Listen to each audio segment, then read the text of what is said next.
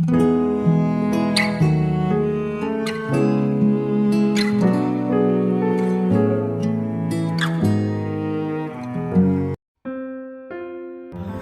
saudara yang kasih Tuhan Yesus, selamat pagi dan salam sejahtera bagi saudara semuanya. Saya menyapa bagi saudara yang ada di Indonesia, dari Sabang sampai Merauke, baik yang di kota maupun yang ada di desa, dan saudara semua yang ada di Malaysia, di Kamboja, di Singapura, di Amerika Serikat. Senang sekali kembali menjumpai saudara pada saat pagi ini. Kiranya damai sejahtera dan sukacita daripada Roh Kudus senantiasa melimpah di dalam hati dan kehidupan saudara semua. Dan kiranya saudara semua dalam keadaan sehat selalu. Selamat datang kembali di Pokok Anggur bersama saya Yosia Krispianto. Mari saudaraku, sebelum kita bersama-sama merenungkan firman Tuhan, mari kita bersatu dalam doa. Bapa di surga, Bapa yang baik, yang penuh dengan kasih dan kemurahan, Bapa yang kami puji, kami permuliakan di dalam nama Tuhan Yesus Kristus. Kami mengucap syukur oleh karena pertolongan dan penyertaan Tuhan di sepanjang malam dalam istirahat kami, sehingga kami boleh melewati malam hari ini dengan penjagaan dan perlindungan Tuhan. Itu semua karena berkat pertolongan daripada Tuhan. Dan pada pagi ini kami kembali rindu untuk merenungkan firman-Mu ya Tuhan. Berbicaralah kepada setiap kami, urapi kami dan jamah hati kami, sehingga kami dapat memahami maksud firman Tuhan. Terima kasih Tuhan, kami siap merenungkan firman-Mu hanya di dalam nama Tuhan Yesus Kristus kami berdoa, amin. Di nama Tuhan saudara, pembacaan firman Tuhan pada saat pagi ini terambil dari Mazmur pasal 103 ayat yang ke-13 dan 14. Demikian bunyi firman Tuhan. Seperti Bapa sayang kepada anak-anaknya, demikian Tuhan sayang kepada orang-orang yang takut akan Dia. Sebab Dia sendiri tahu apa kita. Dia ingat bahwa kita ini debu. Saudara yang dikasihi Tuhan Yesus, ayat ini merupakan ungkapan pengenalan Daud tentang hubungannya dengan Tuhan yang menjadikan Daud kuat di dalam kehidupannya. Daud ingin memberikan gambaran yang indah kepada setiap orang percaya bahwa Tuhan itu seperti Bapa yang sayang kepada anak-anaknya. Gambaran Bapa dan anak adalah gambaran hubungan yang sangat dekat sebab ada ikatan darah di dalamnya. Gambaran yang dekat antara orang percaya dengan Tuhan ditegaskan juga oleh ikatan darah melalui pengorbanan Yesus di atas kayu salib. Dalam Efesus 2 ayat yang ke-13 dikatakan, tetapi sekarang di dalam Kristus Yesus, kamu yang dahulu jauh sudah menjadi dekat oleh darah Kristus. Oleh darah Yesuslah kita semua sudah menjadi dekat dengan Tuhan.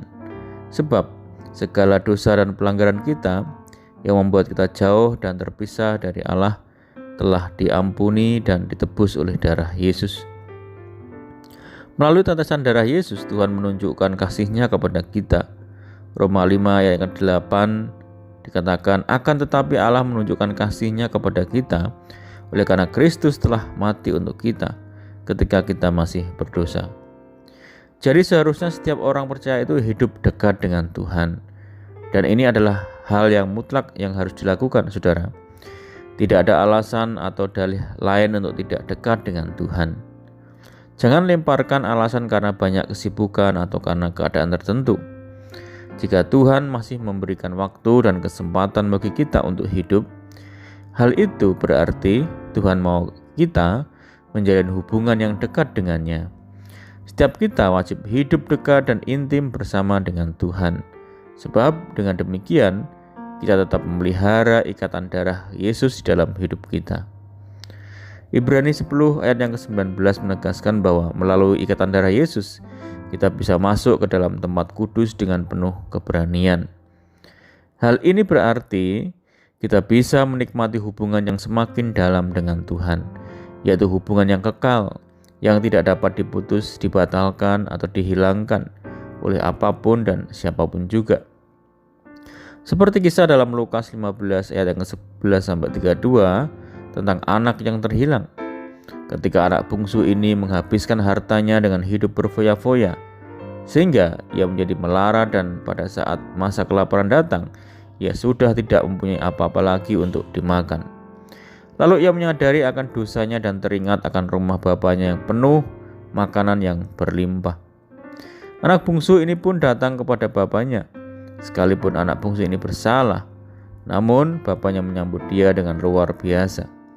Jadi tidak peduli seberapa jahat dan berdosanya kita, ketika kita sadar dan mau bertobat, kita harus berani melangkah datang mendekat kepada Tuhan. Percayalah saudaraku, cinta Tuhan itu tidak pernah berubah buat kita. Seperti anak bungsu ini dibawa masuk ke dalam rumah bapaknya dengan penuh sukacita, demikianlah Tuhan juga akan menyambut kita masuk dalam suasana sukacita surga. Untuk itu saudaraku, sebagai anak Tuhan kita harus memiliki sikap yang tepat untuk tetap setia dekat dengan Tuhan. Matius 7 ayat yang ke-7 dan sampai ke-12 mengajarkan bahwa kita harus meminta supaya kita diberi.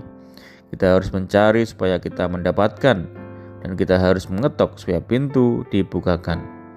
Kita harus percaya bahwa Allah telah menyediakan dirinya bagi kita. Segala rencana dan rancangannya selalu terbaik buat kita.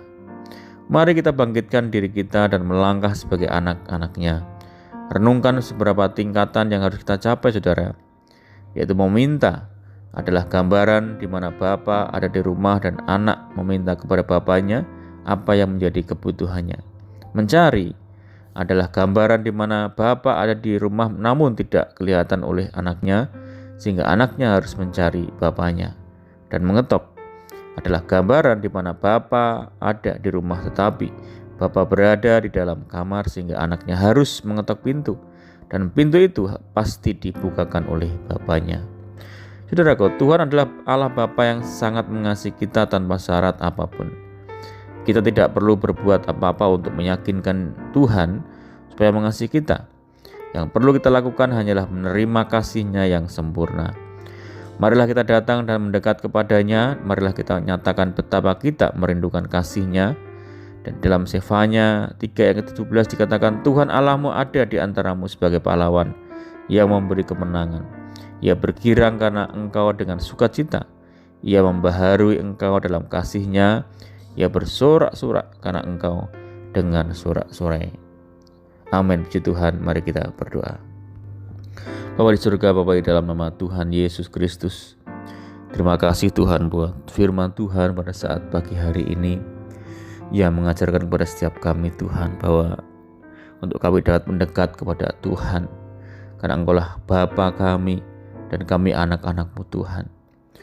Kami mau mencari Tuhan, kami mau mendekat kepada Tuhan dalam kehidupan kami Tuhan. Dan kami percaya bahwa Engkau mengerti apa yang menjadi keperluan kami, kebutuhan kami sebagai anak-anak Tuhan. Kami hanya menyandarkan hidup kami kepadamu ya Tuhan, mengandalkan Tuhan dalam kehidupan setiap kami anak-anak Tuhan. Bahwa kami semakin mendekat kepada Tuhan, bahwa kami semakin hidup melekat kepada Tuhan.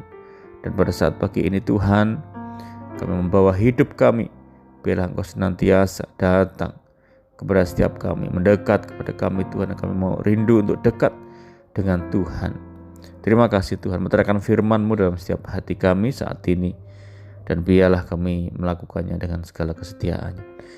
Dan saat pagi ini kami menyerahkan segenap hidup kami hari ini ke dalam Tuhan. Tuhan pimpin kami, bimbing kami ya Roh Kudus, sehingga kami boleh mampu berjalan dalam segala jalan-Mu. Serta kami dimanapun kami berada, berkati rumah tangga kami, keluarga, pekerjaan kami, usaha kami, pendidikan kami, pimpin kami Tuhan, sehingga kami terhindar dari segala malapetaka. Biarlah kehendak Tuhan yang jadi atas hidup kami. Berikan kami hati yang dipenuhi dengan sukacita dan damai sejahtera dari surga. Kami menyerahkan hidup kami hari ini dalam Tuhan, Tuhan yang turut bekerja bagi setiap kami. Dan kami berdoa bagi saudara kami yang terbaring sakit, Tuhan sembuhkan dalam nama Yesus. Yang menderita, Tuhan berikan kekuatan, yang berputus asa, Tuhan berikan jalan keluar. Berdoa bagi kesejahteraan desa, kota, daerah, dan negeri kami Indonesia.